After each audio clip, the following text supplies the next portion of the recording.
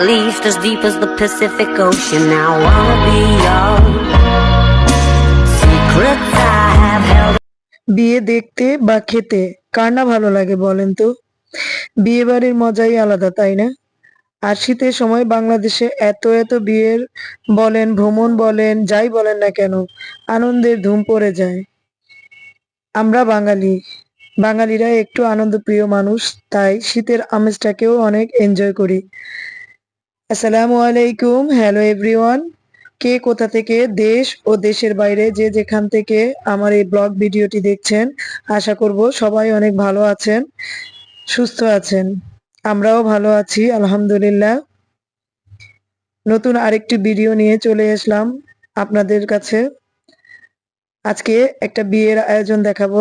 এখানে আমার মামাতো বোনের বিয়ে হচ্ছে।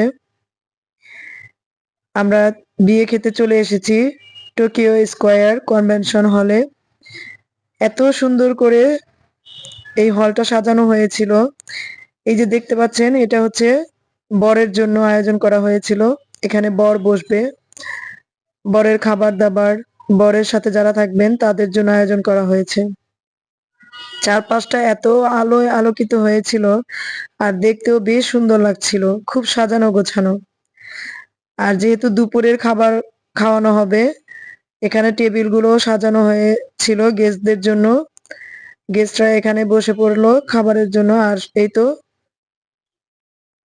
খাবার দাবার চলছে, আলোচনা চলছে, আনন্দ চলছে, সবকিছুই হচ্ছে এখানে।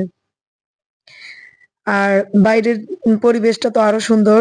বের হবার রাস্তাটা এত সুন্দর করে তারা আহ আয়োজন করেছিল, লাইটিং দিয়ে, ফুল দিয়ে।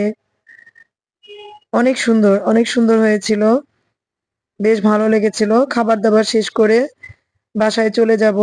আজকে আমরা বাবার বাড়িতে যাব, যেহেতু ঘুরতে বের হয়েছি বাবা মা সবাই মিলে একসাথে।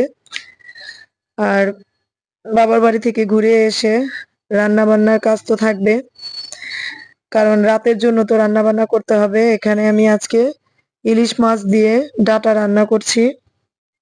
ছোট ছোট ডাটা, কিন্তু খেতে অসম্ভব ভালো লাগে। জাটকা ইলিশ দিয়ে অথবা চিংড়ি মাছ দিয়েও এটা রান্না করা যায়। আমার কাছে তো অনেক ভালো লাগে।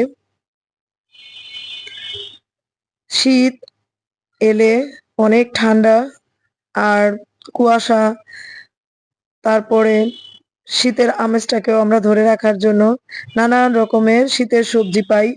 আর এই শীতের সবজিগুলো কিন্তু রান্না করতে খুবই ভালো লাগে। আর শীতের মধ্যে কিন্তু রান্নার ঘরটাই হচ্ছে আরামের জায়গা। আর ঠান্ডা পানি নাড়ার কথা তো বলতেই পারবো না। এটা এত কষ্ট লাগে। সবকিছুই ভালো লাগে, খেতে ভালো লাগে, ঘুমোতে ভালো লাগে, কিন্তু এই ধরনের কাজগুলো কোনোভাবেই ভালো লাগে না। এই জিনিসটা এত অসহ্য লাগে, মনে হয় গায়ে কাঁটা দিয়ে উঠবে। আজকের ভিডিওটা এখানেই সমাপ্ত করব। সবাই ভালো থাকবেন, সুস্থ থাকবেন।